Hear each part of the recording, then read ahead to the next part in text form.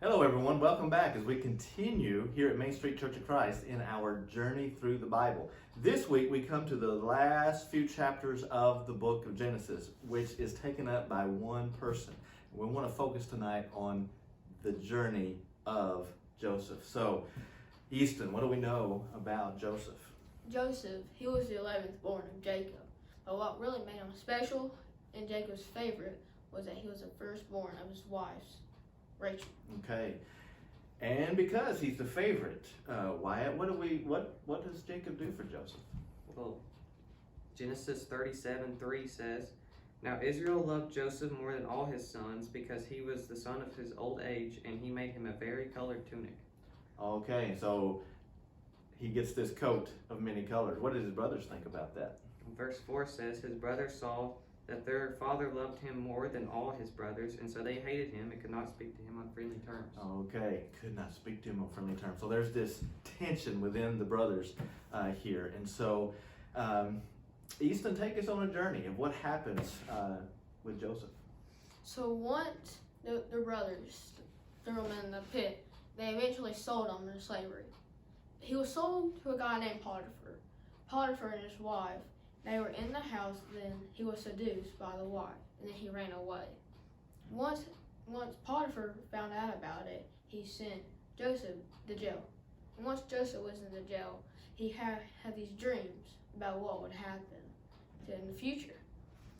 And the cupbearer decides he knew the Pharaoh had a dream about the guy in prison, Joseph, so he went to take him out. Okay, and so when he gets out of prison, because of the reputation that he has built, because he can interpret dreams, where does he go then?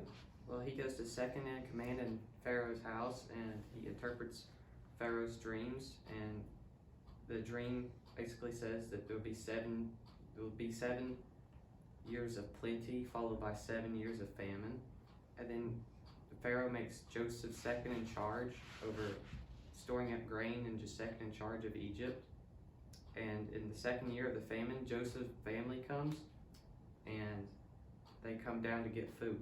Okay, and so then this gets the family down to Egypt. And so they come down to get food, and then they do not, when the brothers get there, they don't know Joseph. They don't recognize him. He's second in command, but Joseph sees them and he recognizes them. And what is so remarkable about this story is eventually when Joseph reveals himself, and I want to read that little portion of scripture in chapter 45, when Joseph reveals himself to his brothers. What a tender moment. What a tender moment of forgiveness. When all of what we might think, all the wanting to get revenge, all the hatred that might have been built up in him, Joseph has come to peace with that. And he's forgiving, and he forgives. And there's just such some great lessons here to learn about forgiveness. But let me read chapter 45, beginning in verse 1. "Joseph could not control himself before all those who stood by him. He cried, 'Make everyone go out from me.' So no one stayed with him when Joseph made himself known to his brothers. And he wept aloud so that the Egyptians heard it, and the household of Pharaoh heard it. And Joseph said to his brothers, 'I am Joseph. Is my father still alive?' But his brothers could not answer him, for they were dismayed at his presence."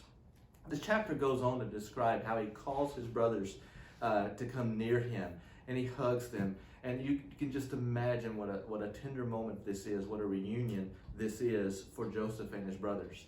The message we want to leave with you for this week has to do with forgiveness. Forgiveness. Because Joseph extends forgiveness, and it affects not only Joseph, but it affects his brothers.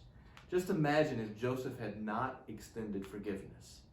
Joseph's kids, granddad, would have never got to see his grandchildren. They all end up in Egypt. And that's where we leave off the story this week, is all of Jacob and his family comes down to Egypt to be with Joseph. And none of that would have happened if Joseph had not extended forgiveness. So take some time this week to think about forgiveness, how we need to treat others when they hurt us. We encourage you to practice forgiveness in your life this week.